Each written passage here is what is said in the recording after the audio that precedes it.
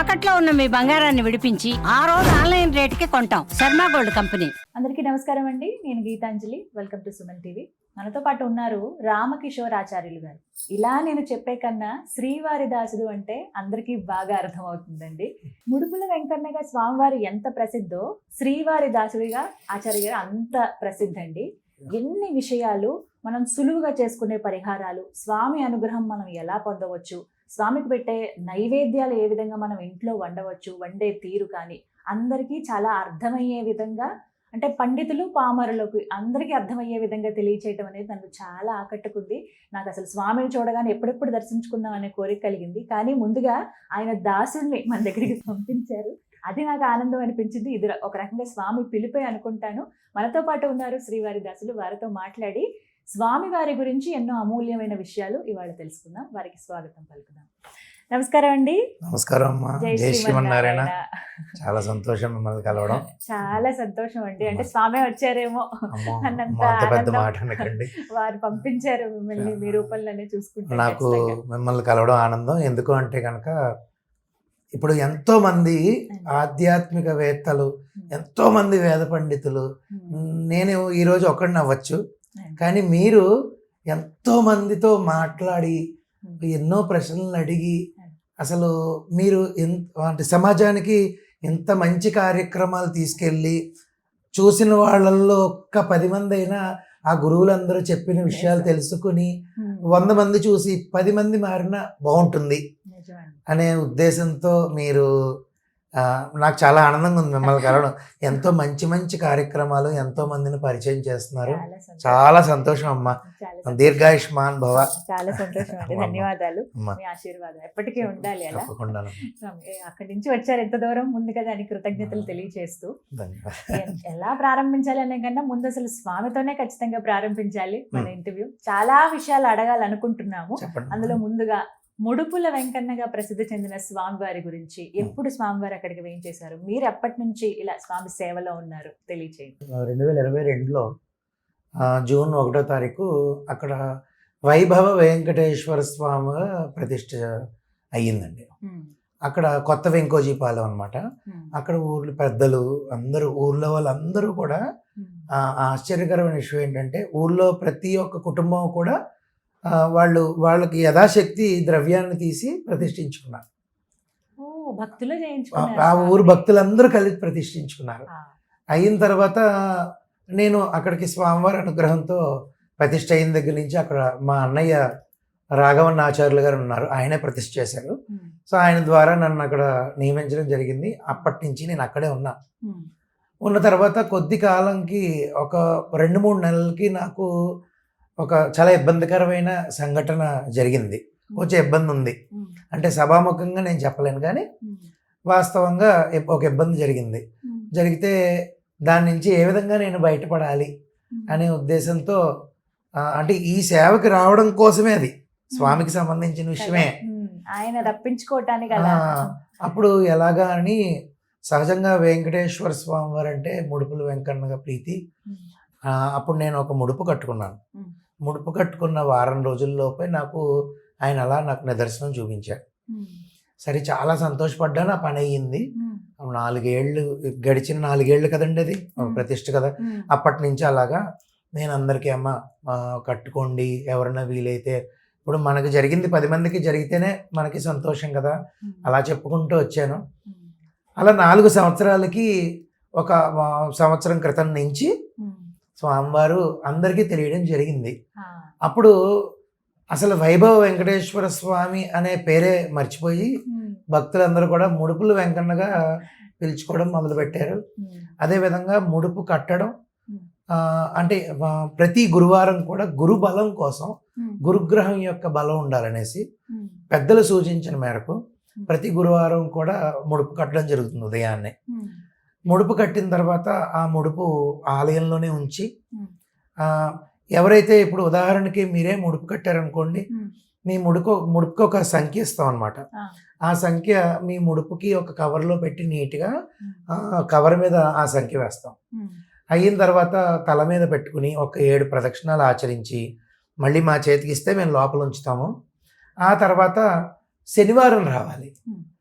గురువారం ముడుపు కట్టారు కదా, 3వ రోజు. శనివారం నాడు నుంచి మొదలుపెట్టి 7 శనివారాల పాటు వచ్చి ఉమ్, మీ ముడుపు మీరు తీసుకుని, అంటే నంబర్ చెప్తే ఇచ్చేస్తాం, ఉమ్, తీసుకుని శిరస్సు మీద పెట్టుకుని 7 ప్రదక్షిణాలు చేసి గోత్రనామాలు చెప్పి మళ్ళీ మా చేతికే అర్చక స్వామి చేతికి ఇచ్చేస్తే ఉమ్, మేము ఆలయంలోనే ఉంచుతాం. ఉమ్. 8వ వారం వడ్డీ వారం కింద, ఆ, 8వ వారం వడ్డీ కాసులు వాడు కదా, ఉమ్, 8వ వారం కూడా సేమ్ అదే విధంగా వచ్చి ఉమ్, 7 ప్రదక్షిణాలు చేసి ముడుపు స్వామివారికి అక్కడ హుండీ ఉంటుంది, ఉమ్, ఆ హుండీలో నేను ముడుపు సమర్పణ చేసుకోవాలి. ఉమ్. చేసుకుని సహజంగా ఏ సప్త శనివార వ్రతం ఉదాహరణకి ఆ, ఏ వ్రతం చూసినా చూడండి ఆఖరిలో ఒక బ్రాహ్మణుడికి భోజనం ఉమ్, లేదా స్వయం పాకం ఇచ్చుకోవాలి కాబట్టి అవునండి. యథాశక్తి స్వయం పాకం ఇచ్చుకోవచ్చు. అది ఈ ఆలయంలో ముడుపు కట్టామని ఇక్కడే ఇవ్వాలని ఏమీ లేదు. ఉమ్, ఒక బ్రాహ్మడికి స్వయం పాకం ఇచ్చుకోవచ్చు. అది మీకు ఎక్కడ దూరంలో ఇక్కడ ఉన్నారనుకోండి, ఉమ్, ఉదాహరణకి కుదరలేదు, ఇచ్చుకోవచ్చు. ఉమ్, అక్కడే ఇవ్వాలని అయితే ఏమీ లేదు. ఉమ్, సో ఈ విధంగా చేసుకున్న వాళ్ళకి ఒకళ్ళని కాదండి, ఉమ్, నిజంగా స్వామివారు ఎంత నిదర్శనం చూపించారంటే ఉమ్, నాతో పోదు స్వామివారు. గురువులు ఒక మాట అంటారు, ఉమ్, చాగంటి కోటేశ్వరరావు గారు అంటే నాకు చాలా చాలా ప్రీతి, ఉమ్. నేను మాటల్లో చెప్పలేను. ఆయన నోట్లోంచి వెలువడిన 2 మాటలు ఆయన అంటారు. ఏదో అడవిలో ఒక వెదురు చెట్టు ఉంటుంది, ఉమ్, ఎందుకు పని చేయని చెట్టు, మహా అయితే వంట చేసుకోవడానికి కాలుస్తారు. ఉమ్, సో అటువంటి మొక్క నుంచి ఒక చిన్న మొక్క విరిపి దానికి ఒక 5 రంధ్రాలు చేసి శ్రీకృష్ణ పరమాత్ముడు ఆయన యొక్క మధురమైనటువంటి పెదవుల దగ్గర పెట్టుకుని ఉమ్. వేణువు ఊది ఆ, ఎంతో మందిని సంతోషపెట్టి మోక్షాన్ని ఇస్తాడు కదా. ఉమ్, అలాగా అటువంటి ఏమీ చేతకాని వెదురు బొంగు వంటి వాడిని నేను ఉమ్, అంటారు కోటేశ్వరరావు గారు, ఆ, గురువుగారు చాగంటి కోటేశ్వరరావు. అటువంటి వాడి చేత రామాయణం అంతా చెప్పించింది స్వామి చెప్పించాడు అని అంటారు. అలాగా నేను అంత పెద్ద పెద్ద ఉపమానాలు చెప్పలేను కానీ చెప్పండి. అటువంటి ఓ చిన్న గడ్డి పోసు లాంటి వాడిని అనుకోండి, ఉమ్, నన్ను పనిముట్టుగా ఆయన ఉపయోగించుకోవడం నేను చాలా చాలా చాలా ఎన్నో జన్మల సుకృతంగా భావిస్తాను. నా ద్వారా 10 మందికి తెలియజేశారు ఆయన. ఉమ్, తెలియజేసి కట్టిన వాళ్ళలో 40 ఏళ్ళ నుంచి 30 ఏళ్ళ నుంచి తీరని కష్టాలు ఉన్న వాళ్ళు కూడా ఉమ్, వాళ్ళు వచ్చి ఆశ్చర్యకరంగా 8వ వారం వారి కంటితడి పెట్టుకుని అంటే ఆనందంతో చెప్పారు. వాళ్ళు అవుతున్నాయి గురువుగారు, చాలా సంతోషం అండి అని చెప్పేసి అంటుంటే ఉమ్. నేను ఎంత ఆనందపడుతున్నానంటే నిజంగా ఆయన అంతకంటే ఇచ్చిన ఇంకేం వరం. కావాలి? అవే నిదర్శనాలు. కొంతమంది ఉన్నారు అవ్వలేని వాళ్ళు, ఉమ్, మాట్లాడుకోవాలండు, ఉమ్, కానీ వాళ్ళు కొంచెం సమయం తీసుకుని వాళ్ళకు అవుతున్నాయి ఉమ్, కాబట్టి. కానీ ఎంతో మంది అండి ఇందులోనూ నేను నా దీని ద్వారా వీడియోలో చెప్పింది మొదట్లో చెప్పుకున్నా, స్వామివారికి సంబంధించింది స్వామివారి గుడి డెవలప్ అవ్వడంలో తప్పు లేదు, అదే మనం కదా. మనం ప్రచారం చేయాలి మన దాని గురించి అని. ఉమ్, కానీ తర్వాత ఏం ప్రచారం లేదు, ఏమీ లేదు. అందరూ భక్తులు ఇలా అవ్వడంతో వాళ్ళు 10 మందికి చెప్తే ఆ 10 మంది వచ్చి కట్టడం. వాళ్ళు వచ్చారు. ఈరోజు ముడుపులు వెంకన్నగా ఆయన ప్రసిద్ధి చెంది ఉమ్, ఎంతో అద్భుతమైన భక్తులందరికీ కూడా ఉమ్, అద్భుతమైన దీన్ని కల్పిస్తున్నారు స్వామి, ఉమ్, అందరినీ అనుగ్రహిస్తున్నారు. ఉమ్, చాలా విశేషంగా ఆరాధన చేసుకుంటున్నప్పుడు మొన్న ధనుర్మాసంలో కూడా ఉమ్, ఆరాధన చేసుకున్న సమయంలో మాట్లాడినట్టు ఆయనతోనూ అలంకారం చేసిన సమయంలో కానీ ఆ, అంటే ఒకటండి, ఇప్పుడు నేననే కాదండి, నేను గొప్పవాడిని కాదు, ఉమ్, నాకన్నా పెద్దవాళ్ళు ఉన్నారు, వాళ్ళకు కూడా ఆ అనిపిస్తుంది. అనుభూతి ఉంటుంది. అది నేను కాదనట్లే, ఈరోజు నాకేదో అయ్యిందని నేను చెప్పట్లే, ఉమ్, కానీ నా మనసుకు అనిపించింది మీరు అడిగారు కాబట్టి. ఉమ్, ఆయన ఒక చిన్న కష్టం వచ్చింది అనుకోండి, నేను మాట్లాడుతున్నప్పుడు కట్టెన్ వేసుకుని ఆరాధన ఏకాంతంగా చేసుకున్నప్పుడు, అలంకారం చేస్తున్నప్పుడు, మాట్లాడినప్పుడు ఆయన వింటారండి. అవునా? ఆ. ఉమ్, ఇక్కడండి నేను అన్నాను, ఉమ్, మన కలియుగంలో వెంకటేశ్వర స్వామి వారిని మనసా మీరు మంత్రం పక్కన పెట్టండి, ఉమ్, మనసు ముఖ్యం, మనసు. మాట మాత్రం ఆయన విని తీరుతారండి. ఉమ్, తీరిదా ఆ సమస్యకి గల పరిష్కారం అతి తొందరలో మీకు చెప్తాను. ఉమ్, నాకు ఎంతమంది భక్తులు నాకు చెప్పారు, ఉమ్, నాకు ఎన్ని నిదర్శనాలు ఉన్నాయంటే నా సొంతంగా ఉమ్, నాకు ఇంకా మాటల్లో కొన్ని చెప్పలేను, అంత ఆనందం. ఉమ్, ధనుర్మాసంలో తెల్లవారుజామున ఆయన స్వప్నంలో దర్శనం నాకు అవునండి. మొన్నే 27వ పాసరం నాడు ఉదయాన్నే తెల్లవారుజామున ఆయన స్వప్నం ఆ మూర్తే, అదే మూర్తి వెళ్ళిపోయేటప్పుడు ఆఖరిలోనూ నివేదన చేసి పాలవి నివేదన చేసి వెళ్ళేటప్పుడు పాదాలు పట్టుకుని, అంటే అలసిపోయి ఉంటారు, పాదాలు పట్టుకుని అన్నీ కొంచెం నొక్కి స్వామి వెళ్ళొస్తాను అని ఒక్క మాట ఆయనకి విన్నపం చేసుకుని వెళ్ళిపోతున్నప్పుడు, అంటే ఎప్పుడు ఒక బాధ ఉంటుంది ఏంటంటే స్వామిని నేను ఎప్పుడు నా కొడుకులా చూసుకుంటాను. అంటే నా కొడుకుని అనుకోండి మనం ఎక్కువ ప్రేమించవచ్చు, ఎక్కువ ప్రేమించుకుంటూ రే పాలు తాగేవా లేదంటే అన్నం తిన్నావా అదేం తినడం కొంచెం తిను అని మనం అడిగి ఆ విధంగా మనం చూసుకోవచ్చు. ఎప్పుడే కూడా చిన్నపిల్లాళ్ళ చూసుకోగలిగితే మాత్రం. అప్పుడు తలుపులు వేసేసి వెళ్ళిపోతూ ఉంటే నేను ఒక్కడనే పెట్టేసి లోపల పెట్టి వెళ్ళిపోతున్నానే అని ఒక చిన్న ఇది ఉంటుంది అనమాట మనసులో. కానీ మరి అలా తప్పదు అది. కాబట్టి నేను వెళ్ళి పాదాలు నొక్కి వెళ్ళేటప్పుడు కల్లో కూడా స్వామి అలాగే దర్శనం ఇచ్చారు. నేను పాదాలు నొక్కుతూ ఇలా పైదాకా మోకాళ్ళు అవి నొక్కుతూ ఉంటే ఏమిటి ధనుర్మాస ఉత్సవాలన్నీ బాగానే జరుగుతున్నాయా, నేను మీతో ఏదో స్నేహపూర్వకంగా మాట్లాడినట్టు, స్వామి అది కాదు అక్కడ.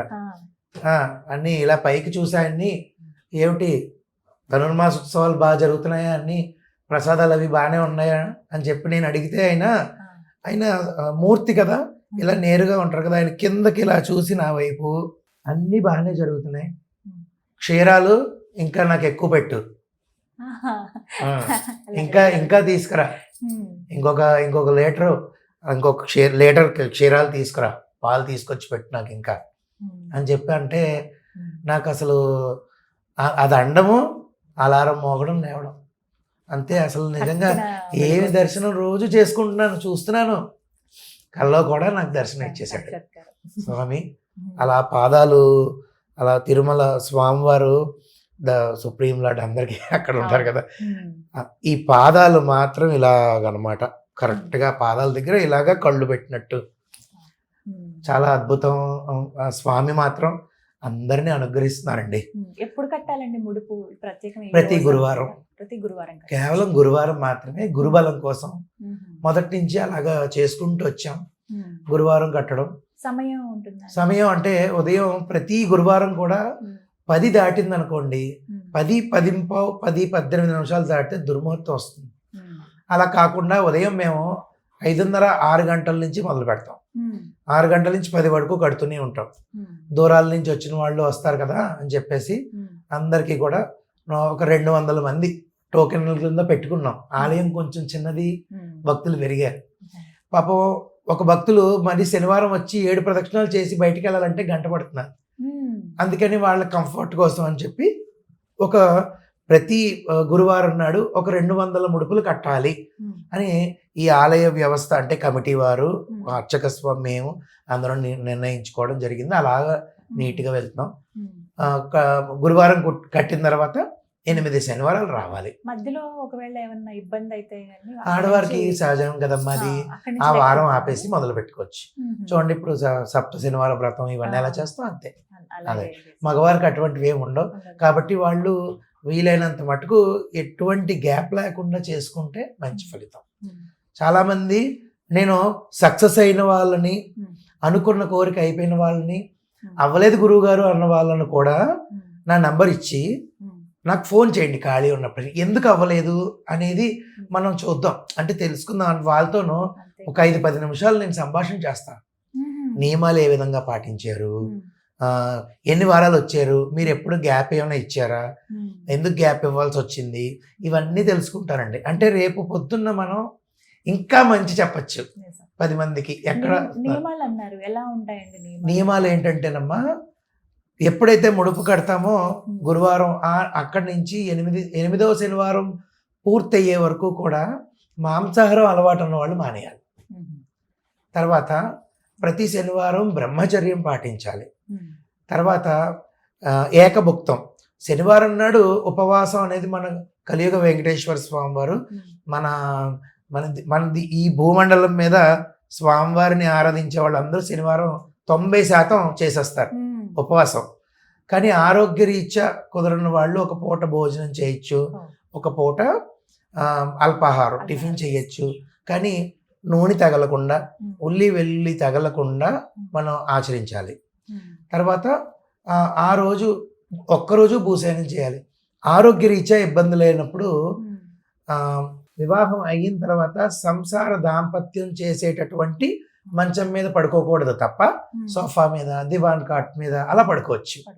ఆ విధంగా బ్రహ్మచర్యము, ఏకభుక్తము, తర్వాత భూశయనం, ఓపిక ఉంటే భూశయనం అంటే మరీ భూమి మీద కాకుండా చేపేసుకుని కొంచెం ఇదిగా మనం పడుకోవచ్చు.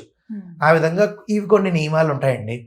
ఈ నియమాలు, ఉపవాసం అంటే మొత్తం మానేవాళ్ళు అని కూడా లేదు అని మీకు తెలిసిందే.